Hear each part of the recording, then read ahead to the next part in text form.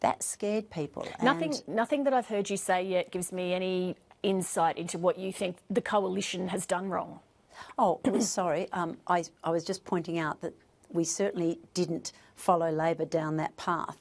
We tried to maintain a positive, upbeat campaign. We didn't get into the gutter. We didn't attack Bill Shorten and the unions in a way that we could have. We didn't expose their record on border protection as we could have. And that was because we wanted to run a positive, optimistic campaign.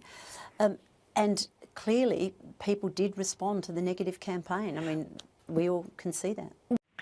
Michael Keane is quite rightly pointing out that the candidate for Cowan for the Labor Party has criticised our national security efforts. She did write a letter for the known hate preacher Junaid Thorne in an attempt to get him off jail time. And that was not part of the role that the federal government was funding her for. The funding that organisations linked to Anne Alley received from the government were to mentor young people before they were radicalised. It was not to write references to release convicted criminals from their jail sentence.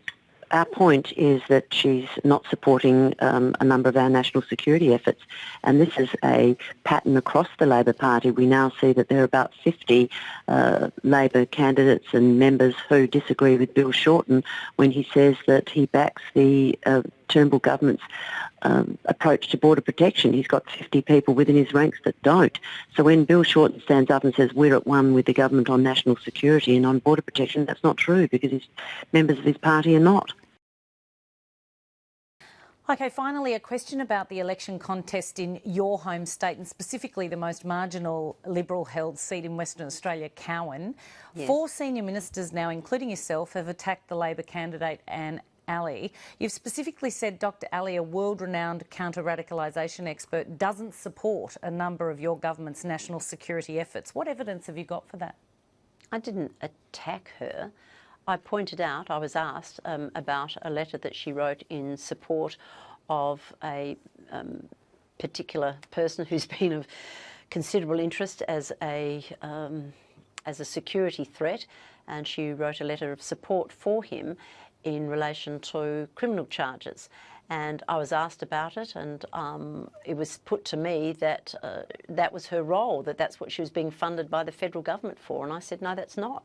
She was not being funded by the federal government to write references to get people who are facing security and charges relating to their national security status. She was not being paid to write references to get them out of jail.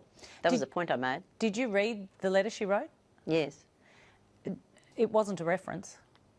Well, it was a letter to the judge that the judge cited as being a reason for him to get less jail time.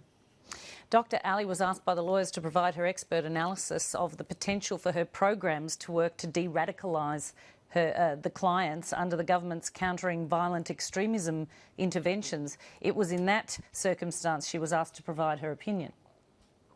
Well, as I said, that's not what I understood the program was for, to provide references to get people out of jail.